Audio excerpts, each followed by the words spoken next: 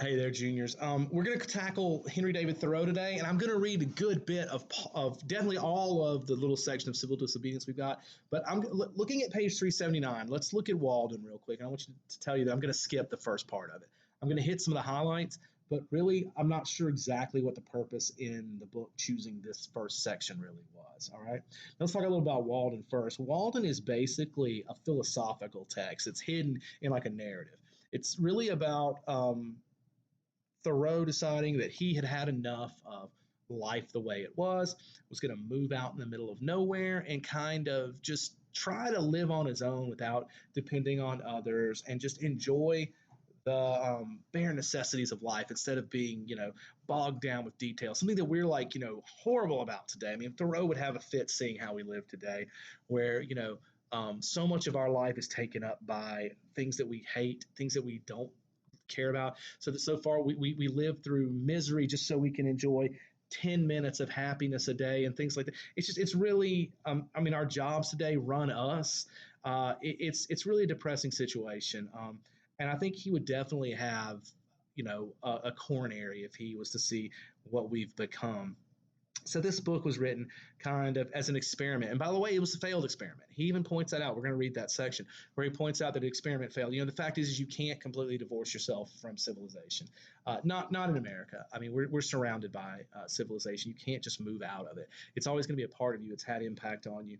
But we can be smarter about how much we let it impact us, which I think is key. So if you start on 379, really, we're going to pick up the actual legitimate reading where we're really going through it. And on page page 383. So these other pages are a section of the book that lead into where I want to pick up. And I mean, they're really not, it's not a strong beginning here. I think this book's amazing. I just don't like this part so much. He starts with talking about imagining going and buying all of these, imagine what it would be like to live in various areas around him, various houses that are there. And really, I mean, the best you can do with that is describing or picturing what it means to be what home truly is. I mean, Thoreau's idea of what makes something a home. He's got some great lines. The very first paragraph that carries over to page 380, he says, "A man is rich in proportion to the number of things which he can afford to let alone," which I think is a cool definition of rich. We always think about it as, the amount of resources a person has, whether it's wealth or, property or things like that. But he points out it's the number of things you can just ignore. A lot of us, you can't ignore things that happen. You guys can ignore things like, you're running and you get really out of breath and it's just hard to catch your breath. You guys can afford to ignore that. Mr. Morris can. If I get out there and I start running or something and I can't catch my breath and I start to have this pounding in my chest, I have to take it really serious because, well, you're a lot more health-wise rich than I am. So it's a cool statement when he says, the richer you are, the more you can afford to just ignore things, which is kind of a cool statement. He points out the value of, you can tell that he is an oddity in that he sees nature as something that's to be, enjoyed, which I agree with that. Most of us would. We saw that with Emerson's writing. But he also seems like he says stuff like he realized that if he, well, look at 380. He says, "I am monarch of all I survey. My right there is none to dispute." Again, pointing out that, he may not live on a farm or something, but that horizon he saw when he visited there is his, and no one can take it from him. That memory, that part of nature, is something that can't be, monetized, which is kind of cool. Then over on 381, he says this part. It's right there in the middle. I believe your book probably has, this is reading strategy, analyzing the author's philosophical assumptions. That paragraph right next to that, the very end of it, he says, "As long as possible, live free and uncommitted. It makes but little difference whether you are committed to a farm or the county jail."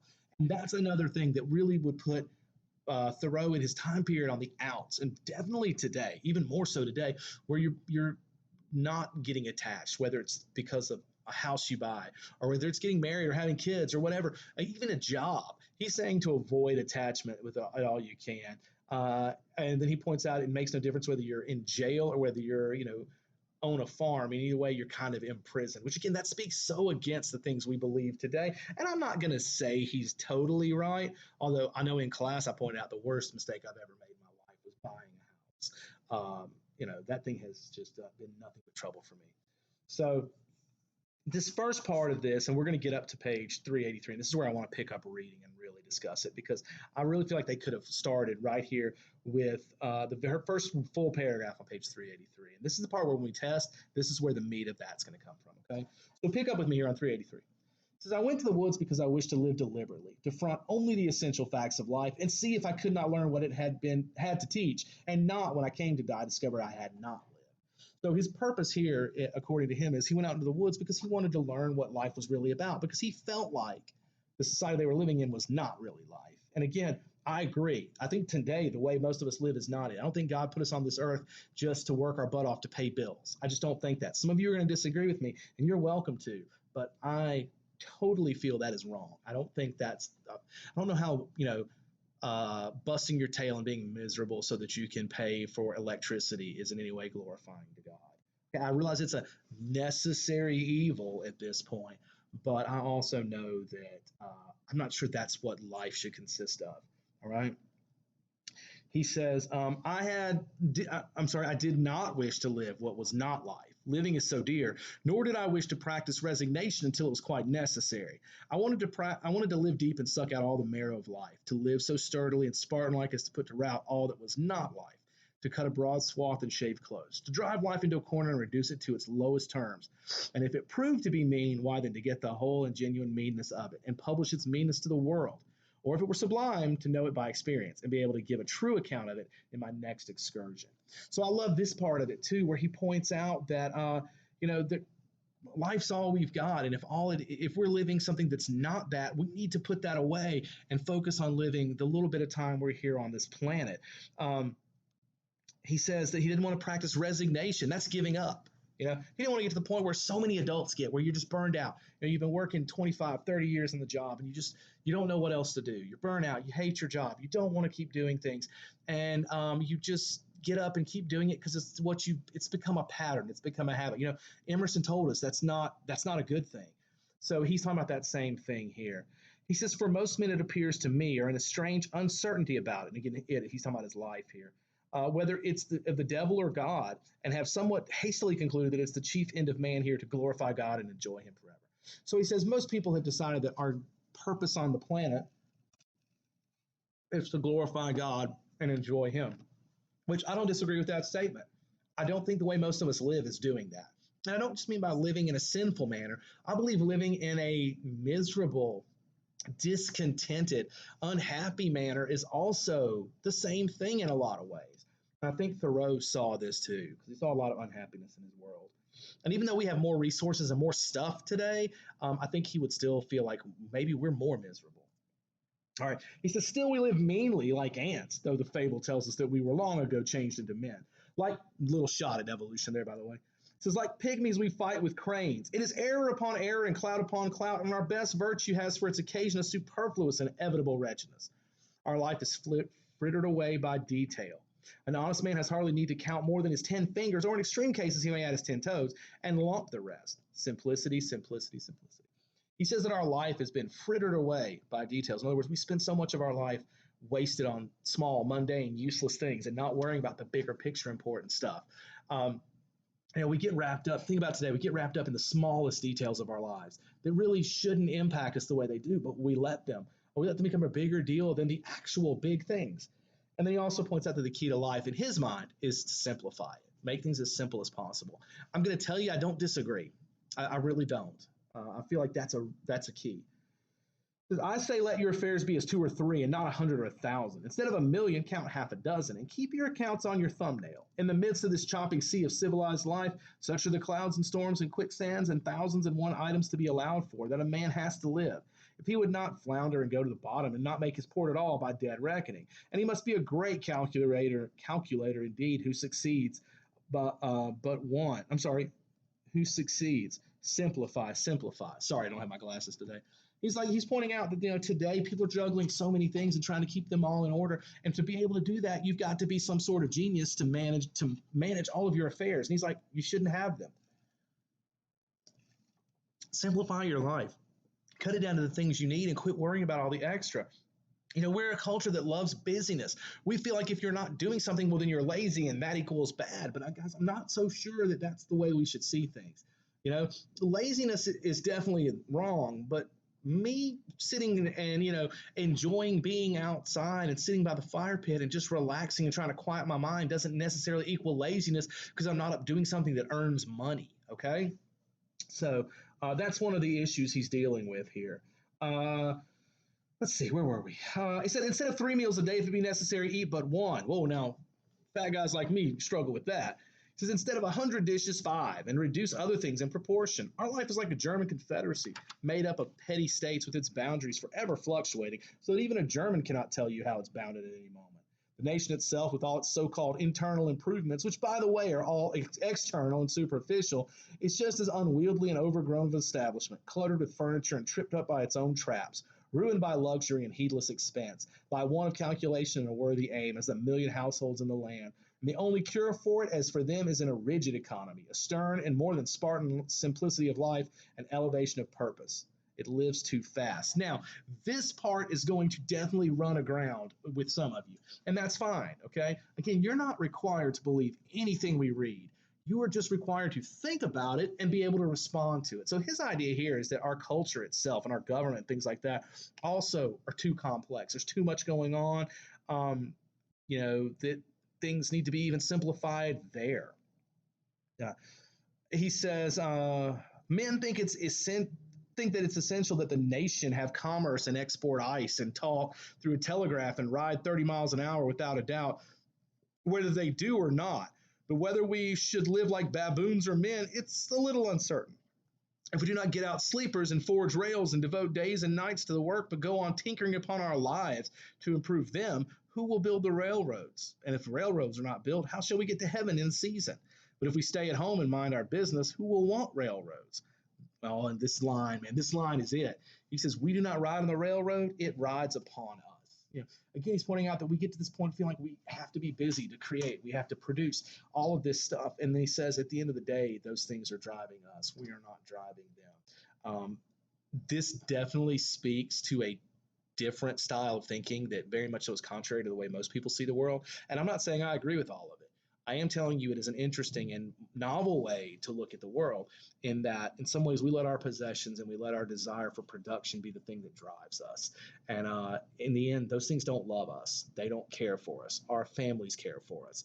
Our parents, for me, my wife, my kids, our friends, they're the ones who care for us. And if we're spending our entire life trying to work 60 hours a week so we can make more money to put in the bank, are we really enjoying those things that do love us?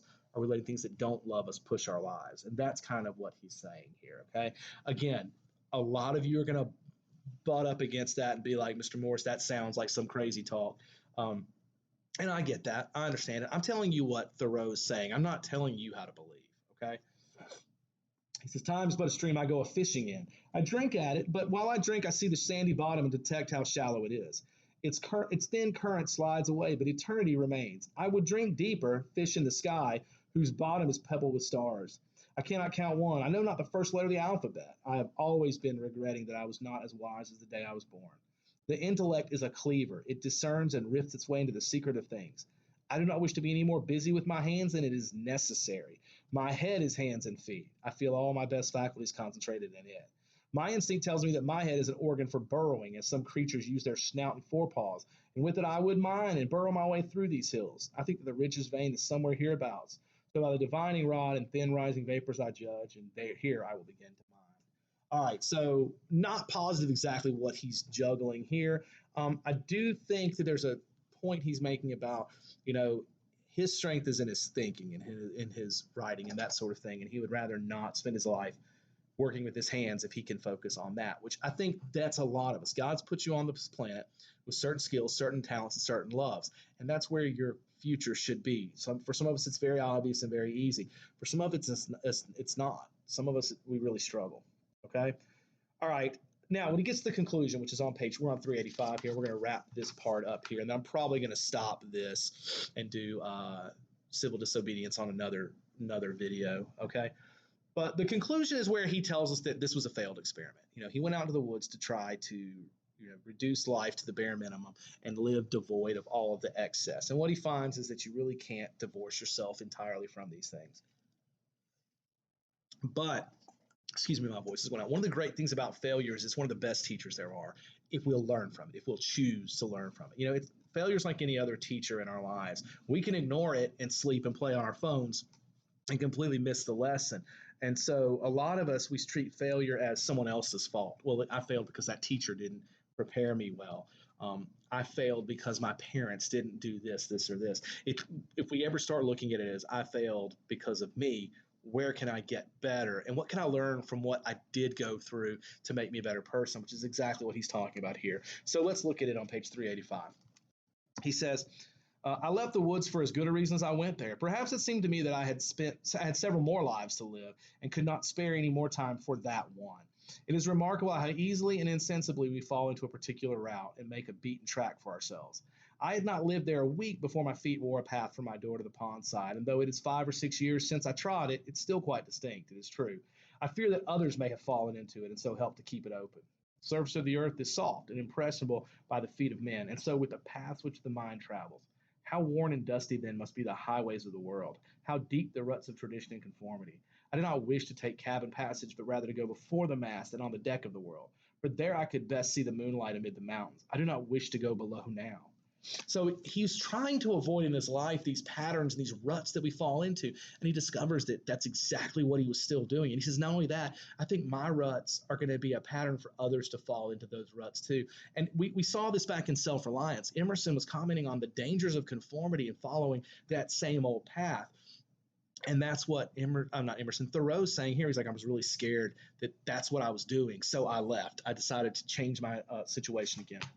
So I learned this at least by my experiment, that if one advances confidently in the direction of his dreams and endeavors to live the life which he has imagined, he will meet with a success unexpected in common hours.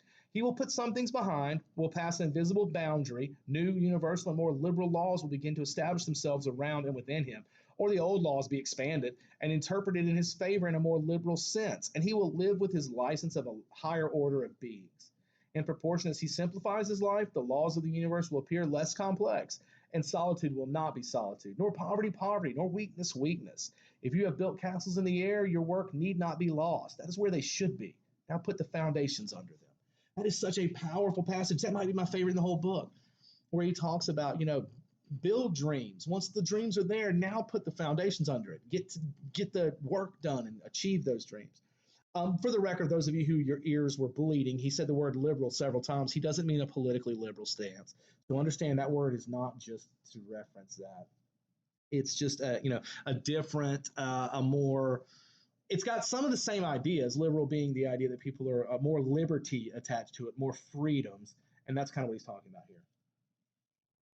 So he learned from his experiment that, if you set a goal and you go for it, then you're going to be more successful than you could ever imagine. And he doesn't say you're going to achieve the goal. And that's a key element here. You may not get it, but you may find that your goal was actually another thing that you did achieve. I love that part. And that part about building castles in the air, man, that's strong. It says, why should we be in such desperate haste to succeed and in such desperate enterprises? If a man does not keep pace with his companions, perhaps it's because he hears a different drummer. Let him step to the music which he hears, however measured or far away. It is not important that he should mature as soon as an apple tree or an oak. Shall he turn his spring into summer? If the condition of things which we were made for is not yet, what were any reality which we can substitute? We will not be shipwrecked on a vain reality. Shall we with pains erect a heaven of blue glass over ourselves, that when it's done we shall be sure to gaze still to the true ethereal heaven far above, as if the former were not? Now there's a lot of stuff in the second half of that's over my head, but the first part of this I love. He talks about, why should we be in such a haste to achieve certain things at a certain time? We should be allowed to, and the famous cliche there about we march to a beat of a different drummer. He's like, let this person do what they're here for, and quit thinking they have to follow you in line, or thinking you have to follow them in line. This is however mean your life is, meet it and live it. Do not shun it and call it hard names. It is not so bad as you are. It looks poorest when you are richest. The fault finder will find faults even in paradise. Love your life, poor as it is. You may perhaps have some pleasant, thrilling, glorious hours even in the poorhouse. The setting sun is reflected from the windows of the almshouse as brightly as from the rich man's abode. The snow melts before the door as early in the spring. Sorry, man, I really need my glasses. It says, I do not see, but a quiet mind may live as contentedly there and have as cheering thoughts as in a palace.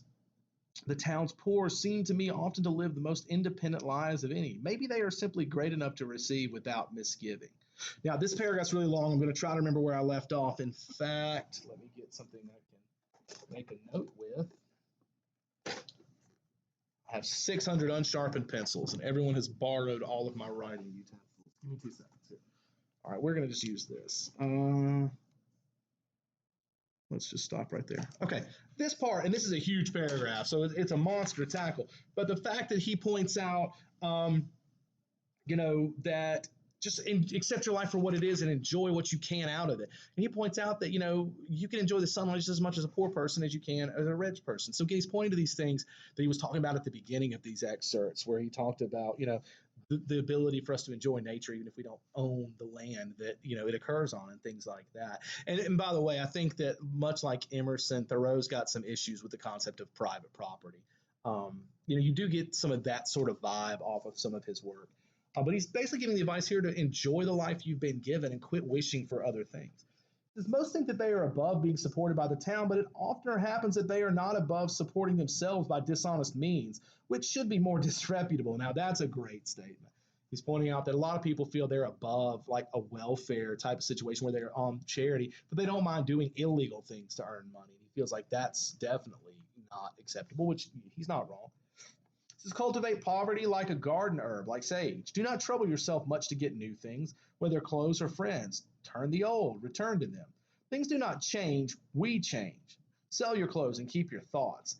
God will see that you do not want society. If I were confined to a corner of a garret all my days like a spider, the world would be just as large to me while I had my thoughts about me.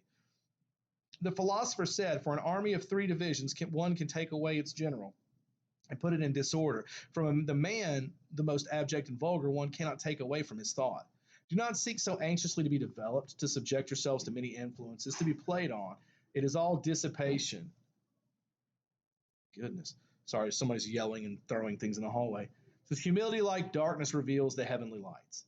The shadows of poverty and meanness gather around us, and lo, creation widens to our view. We are often reminded that if there were bestowed on us the wealth of Croesus, our aims must still be the same and our means essentially the same. More of you are restricted in your range by poverty. If you cannot buy books and newspapers, for instance, you are but confined to the most significant and vital experiences. You are compelled to deal with the material which yields the most sugar and the most starch. It is a life near the bone where it's the sweetest. You are defended from being a trifler.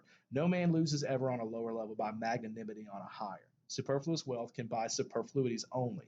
Money is not required to buy one necessary of the soul. Now, one of the issues I have with Thoreau's writing, you just got a dose of it, is that he doesn't flow well from idea to idea. It feels like he's just listing here in a lot of ways. He's just throwing out a bunch of advice for us. And there's some good stuff here, but you got to wade through it. But really, a lot of it comes down to, again, there's a blessing in poverty. And he's like, if you can't waste your money on a bunch of superfluous things, that's okay. You care about the things that are really important. And really, he's telling us that's the goal. All right. Now, you're welcome to disagree with this. There's parts I do. I don't think that the goal of our life should be poverty, for sure. And I do think that poverty presents its own level of problems that can really complicate life. And we see this around us all over. But he is pointing to the fact that the desire for more is a problem. And I think that is a fair statement. All right. We're getting there, guys. I know there's a lot. It says, the life in us is like the water in the river. It may rise this year higher than man has ever known it and flood the parched uplands. Even this may be the eventful year, which will drown all of our muskrats.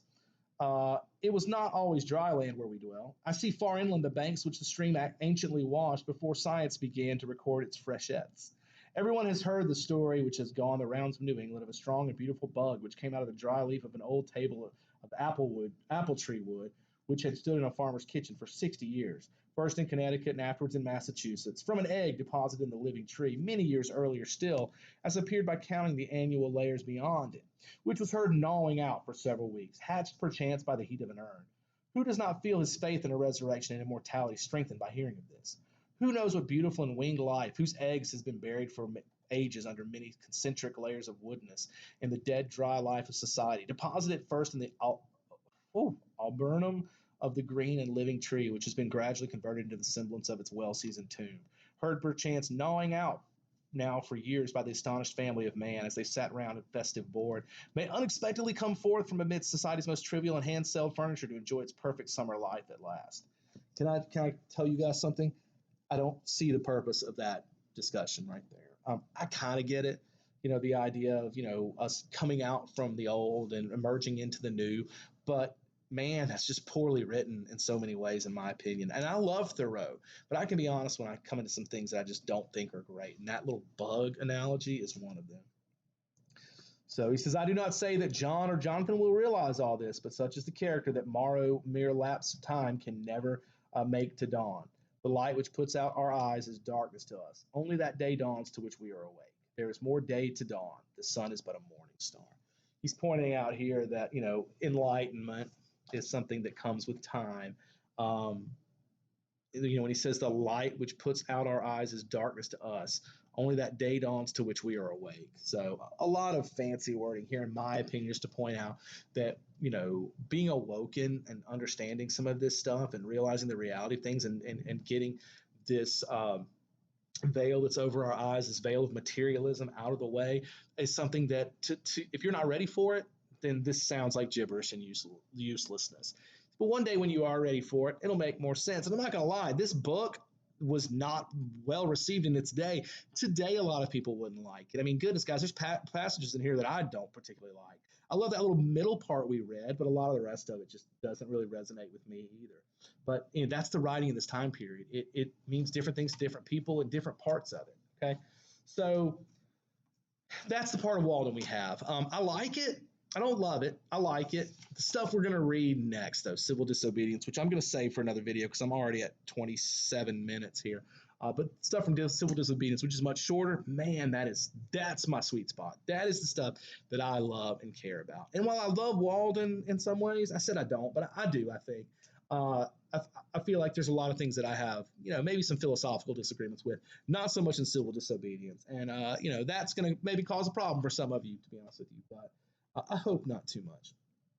So, guys, that's going to be a stopping point. Apologize for the length of this video. I apologize. I probably read a bunch of sections there at the end that I shouldn't have and just left them alone like I did at the beginning. But my book I have here does not have my notes. My book at home does. And so I wasn't really positive on what I did or didn't want to cover. So that should finish up that, and I'll get to the next video.